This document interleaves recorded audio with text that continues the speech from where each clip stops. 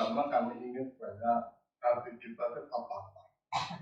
Masa kalah dengan lupa kebenaran, selalu belajar tentang hati, dan hati. Apakah kalau demikian kita berbicara tentang dogma tidak perlu? Tapi dogma itu perlu terimplementasi di dalam kehidupan. Ya. Sekarang kita akan berbicara tentang baptisan. Ini adalah kami sedang berbicara mengenai seri kerohanian paham mengenai mengerti tangga Gregory Palamas, Yohanes Gregory Palamas. Kita bicara di dalam tangga pertama itu dikatakan bahwa baptisan itu adalah merupakan suatu fondasi katanya. Orang bisa diselamatkan, orang mencapai kesempurnaan. Tapi permasalahannya adalah, apakah orang yang telah dibaptis itu pasti selamat? Nah, di sini dikatakan oleh Yohanes, memperkenalkan pada langkah pertama, ya, dikatakan demikian. Tangga pendakian ilahi tentang mengeluarkan peringatan serius, katakan demikian. Dari semua makhluk ciptaan dan rasional diberkahi dengan martabat kehendak bebas. Ya kan? Kita semua itu mempunyai kehendak bebas. Tapi kehendak bebas di sini bukan kehendak bebas yang melakukan sembarangan, tidak. Ada suatu pagar. Kehendak yang terdidik gitu. Suatu misal kalau kita jalan di rel kereta api kan, ini kalau ada jalan apa kiri di tengah-tengah, kita punya kehendak bebas jalannya miring sana miring, tapi kan tidak bisa lepas dari rel itu, tetap pada rel yang ada, sehingga tetap pada koridor yang telah ditentukan oleh Allah untuk mencapai apa itu kesucian. Jadi setiap makhluk itu mempunyai kehendak bebas. Tapi kadang orang berbicara kehendak bebas kan disalahartikan, ya kan? Semau kita kan gitu kan? Tidak demikian. Maka katakan demikian, ya. Beberapa adalah sahabat Allah, beberapa adalah hamba-hambanya sejati, beberapa adalah hamba yang tidak berguna. Coba dilihat di dalam Lukas 17 ayat 10. Lukas 17 ayat 10. Jadi di sana di dalam mengikut Tuhan itu ada yang setia, ya, ada yang tidak berguna, ada yang berguna. Dan itu adalah terkait dengan kehendak bebas yang ada di dalam diri kita. Coba dibaca dulu. 17 ayat 10 ya. Ya. Demikian jugalah kamu apabila kamu telah melakukan segala sesuatu yang ditugaskan kepadamu, hendaklah kamu berkata, kami adalah hamba-hamba yang tidak berguna. Kami hanya melakukan apa yang kami harus lakukan. Ya kan? Kami hanya melakukan apa yang harus kami lakukan. Mengatakan kami hamba yang tidak berguna. Artinya apa? Ada kerendahan hati. Ya kan? Dengan mengatakan kami adalah hamba berguna, dia merasa bahwa di hadapan Allah dia itu nanti. Kita itu tidak ada gunanya, kita tidak ada apa-apanya. Karena bandingannya adalah dengan Allah. Ya kan? Bandingannya dengan Allah. Nah, kalau kita ini diperbandingkan dengan Allah, kira-kira kita layak nggak? Tidak kan? Kita tidak layak. Kita ini seperti lap, seperti sampah. Tidak layak. Maka dikatakan kami hanya melakukan apa yang harus kami lakukan. Artinya taat. Ya kan? Taat terhadap tuntunan ilahi. Karena dengan taatnya kita kepada tuntunan ilahi, roh itu masuk di dalam kita ini mengontrol.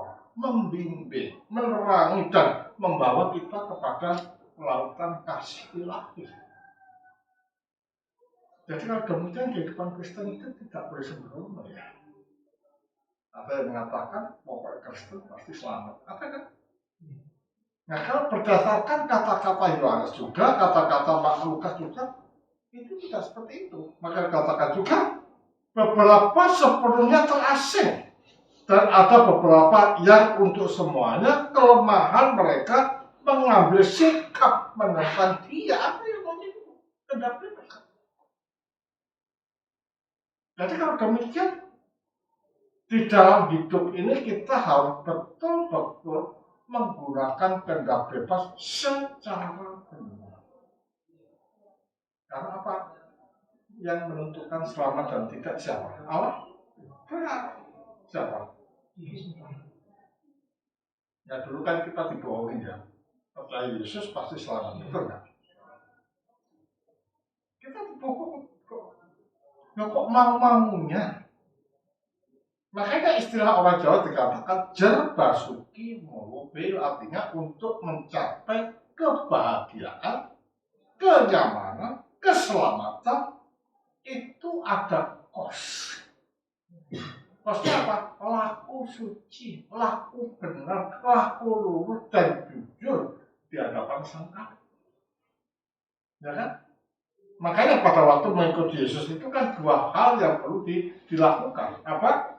Menyangkal diri, memikul salib, baru mengikut. Kan gitu kan? Artinya membersihkan kalbu dari kotoran-kotoran yang ada di dalam hidup kita ini. Kemarahan, kebencian, dendam, tidak peduli pada orang lain, kikir dan lain sebagainya, itu kita prokoli satu-satu melalui doa, melalui sholat, melalui wejangan-wejangan dari para bapak suci dan lain sebagainya, baru memikul salib, karena salib itu identik dengan apa? Penderitaan kan? Ya kan? Penderitaan identik dengan pembunuhan, difitnah, kita diikat, tidak bisa bergerak. Nah, ketika kita datang pada salib, tapi kita sudah melakukan perkara-perkara menyangkal diri, kita ini akan seperti Paulus atau seperti Stefanus ketika dirajam dengan batu. Ya Bapa, ampunilah mereka sebab mereka tidak tahu apa yang sedang mereka lakukan. Dan juga seperti yang Yesus, ya Bapa, ampunilah mereka karena mereka tidak tahu apa yang sedang mereka perbuat. Kita bisa melakukan itu. Nah, disinilah kita dikatakan sebagai pengikut Kristus. Jadi kalau demikian, mengikut Kristus kan tidak semudah itu kan. Percaya Yesus, yes, selamat. Siapa bilang gitu? Tidak. Ya, juga dikatakan, tentu saja pertanyaan yang ingin dimunculkan jana suci Yohanes dalam hati kita adalah, aku yang mana? Ya kan? Pada waktu ada yang setia, ada yang ragu-ragu, ada yang betul-betul tidak setia. Tapi dikatakan, aku ini yang mana? Termasuk golongan setia, golongan yang ragu-ragu, atau sama sekali menentang Allah. Yang tahu jawaban siapa? Ya kita. Bukan orang lain. Ada suatu kata-kata itu. Ketika orang itu jahat, ya, biasanya dia berbicara yang baik-baik. Tujuannya apa? Menutupi kejahatannya. Ya kan? Ketika mereka adalah seorang pencuri, dia mengatakan kejujuran, ketulusan. Untuk apa? Menutupi kesalahannya. Makanya kita jangan sampai kita kena kamuflase. Itu bisa dideteksi hanya tidak lama. Itu bohong atau tidak. Ya kan? Bisa Ya itu terpancar dari wajah. Coba lihat di dalam diri para rahib. Saya dulu saya berikan buku Pak Hernat ini apa mengenai foto para rahib. Itu jenggotnya itu sekian. Tapi matanya menunjukkan sang kasih yang betul-betul. Karena apa? Maka dikatakan mata adalah pelita. Jika matamu itu terang, maka teranglah seluruh tubuhmu. Dan jika matamu itu gelap, maka gelaplah seluruh tubuh. Mata di sini apa? Hati. Hati. Nah, hati yang terang ini tidaklah mungkin terjadi begitu saja. Perlu menyatu dengan sang terang. Berarti kan kemudian baptisan itu perlu. Jadi jangan dikatakan sebagai suatu lambang, ya, jangan jadikan suatu lambang. Maka dikatakan dikatakan. Kita tahu bahwa tidak semua orang yang dibaptis berhasil masuk surga, kata Yesus. Kita semua tahu bahwa tidak semua orang yang dibaptis berhasil masuk surga. Itu bagaimana dengan Markus 16 ayat 16? Bapak, Markus 16 ayat 16. Barang siapa yang percaya dan dibaptis akan diselamatkan. Kan gitu kan? Tapi bagaimana dengan kata-kata Dana Suci ini mengatakan tidak semua orang yang dibaptis berhasil masuk surga. Apakah ini bertentangan? Ya tidak. Karena secara prinsip pada waktu orang itu dibaptis memang masuk surga atau diselamatkan. Tapi kan kita masih dalam proses, ya kan? Masih dalam proses kadang-kadang jatuh, ya, kadang-kadang kan seperti itu. Nah kalau kita ini tetap ada di dalam kejatuhan dan tidak ada metanya dalam kehidupan kita, maka kita ini tetap berada dalam keterpisahan, keterwasian atau keterputusan dari Allah. Nah, maka disinilah apa yang dinamakan dengan pengakuan dosa itu disediakan sebagai baptisan kedua. Nah, sebagai baptisan kedua. Maka yang katakan pada waktu kita dibaptis, kita tetap harus berjuang. Makanya kerjakanlah keselamatan. Kita dapat dilihat di dalam Filipi 2 ayat 12.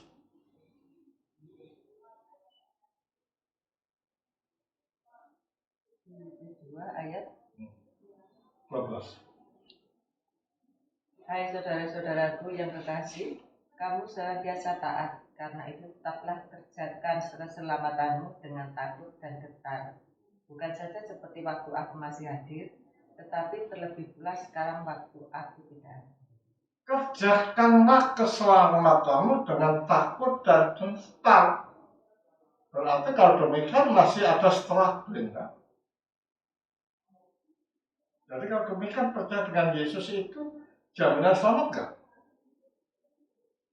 Jaminan, tetapi ada salah.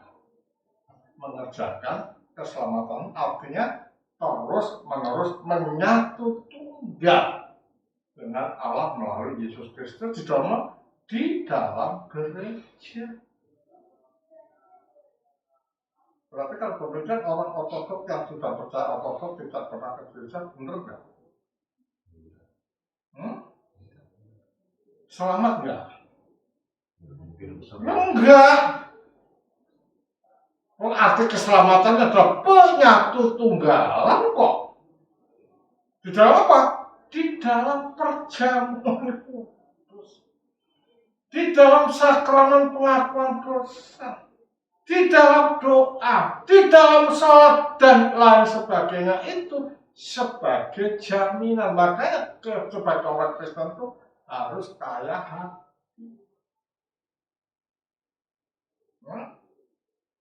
Kalau mereka kita berbangga berbicara tentang dogma dan dogma, nanti menjadi dogma setan, benar nggak? Kalau Bapak Krim mengatakan, Ya kan? Kalau kita hanya bicara tentang dogma tanpa terimplementasi di dalam penyembahan dan hidup, dikatakan Pak, dogma setan, teologi setan yang tidak menjadikan kita selamat dan bersih di hadapan Allah. Jadi kalau demikian, akidah atau dogma atau ajaran gereja ini kita pelajari dan kita implementasikan di dalam penyembahan dan hidup. Inilah 3O: ortodoksia, ortolatria, dan ortopraksia. Kira-kira orang bisa nggak melakukan 3-tiganya? Berat. Sulit. Makanya kita jangan pernah mengatakan the best one. Orang yang paling baik, janganlah. Ya? Tetapi we try to be the best one, kan gitu kan? Kita berusaha untuk menjadi yang terbaik kan. Melalui apa? Sholat, doa, membaca kitab suci dan lain sebagainya. Makanya saya katakan sama Mas Rudi ini belajar dari bukunya Romo banyak, dicatat, dibawa, kata beli, dibaca-baca. Ya. Nah dengan demikian ini nanti akan mempunyai ilmu, mempunyai cara untuk menyembah dan untuk hidup di hadapan Allah. Mungkin dikatakan begitu juga, ya. Tidak setiap orang yang masuk melalui pintu yang sempit dengan teguh berjalan di jalan yang sempit. Coba, tidak semua orang yang berjalan di sempit itu berjalan di sempit, artinya yang menderita. Itu bisa di jalan yang sempit, di jalan penderitaan, kadang kan nggak kuat juga kan. Ya kan? Kalau kita kira-kira Mas Rudi ini menjadi orang kecil diterpa terus, kira-kira kuat nggak? Dihina, dicambok dia, kira-kira kuat nggak? Cacing itu diinjak mesti mudah. Ya kan? Benar nggak? Cacing itu diinjak mudah. Nah ini kadang-kadang perlu adanya suatu ketegasan. Padahal di dalam gereja selalu ditekankan. Ketika kita menderita, jangan pernah mengeluh Allah benci kita mengeluh. Tetapi ketika menderita, larilah pada Allah. Karena penderitaan yang ada yang ditimpakan pada kita ini memunculkan kebijaksanaan, memunculkan daya tahan, dan memunculkan way out how to solve that problem in our life. Jadi kehidupan ortodoks ini adalah kehidupan yang paradoksul. Kadang orang dalam penderitaan mengatakan Allah itu meninggalkan aku gitu. Allah itu jauh padaku. Padahal tidak, di situ justru untuk memurnikan, untuk menguduskan, untuk menyempurnakan iman kita di hadapan Allah. Ingat loh, Kristus itu menderita, ya kan? Menderita, dan dia dikatakan sebagai kepala. Kira-kira antara kepala dan tubuh bisa terpisah nggak? Tidak kan? Karena mata aja sakit, kaki juga merasa sakit kok. Ya kan? Dirasakan semua. Makanya di atas batu karang ini aku akan mendirikan jemaatku dan alam maut tidak dapat mengalahkan. Artinya kita ini tidak pernah lepas dari penderitaan. Tidak pernah. Tetapi selalu. Tapi dalam penderitaan ini kita ini tidak bisa ditumbangkan oleh mereka karena roh itu ada di dalam kehidupan kita. Itu kan dikatakan, enggak? Katakan, baptisan bukanlah jaminan bahwa kita akan naik ke surga. Ya kan? Bukan jaminan. Ini sama dengan gini kan, orang Kristen bukan jaminan masuk surga kan? Bukan. Kira-kira Mas Ruki dulu bilang gitu enggak? Masuk surga dari orang Kristen mesti masuk surga, ada pikiran gitu enggak? Ya, ya. Iya kan? Asal percaya. Masuk surga. Iya, pasti. Iya kan? Lah ini kan tipu Pasti iblis. diselamatkan. Harus mati ya Pak. Ini ada dogma kadrun itu. Ya kan? Loh, seperti orang naik mau ke Jakarta beli tiket pasti ke Jakarta kan? Kan sama seperti itu. Padahal di dalam Kristen itu tidak seperti itu. Makanya kita diibaratkan seperti pokok anggur. Kalau kita tidak menempel, ya dipotong, dibuang, dan dibakar. Ya kan? Maka dikatakan tidak masuk jaminan masuk surga. Awal yang baik tidak menjamin akhir yang baik. Percaya pasti masuk surga, tidak. Pada waktu percaya di tengah jalan berbuat maksiat, mencuri, membunuh, pokok dan lain, ya nanti nggak masuk surga. Karena arti surga itu apa? Penyatu tunggalan. Nah, kira-kira gelap bisa nggak?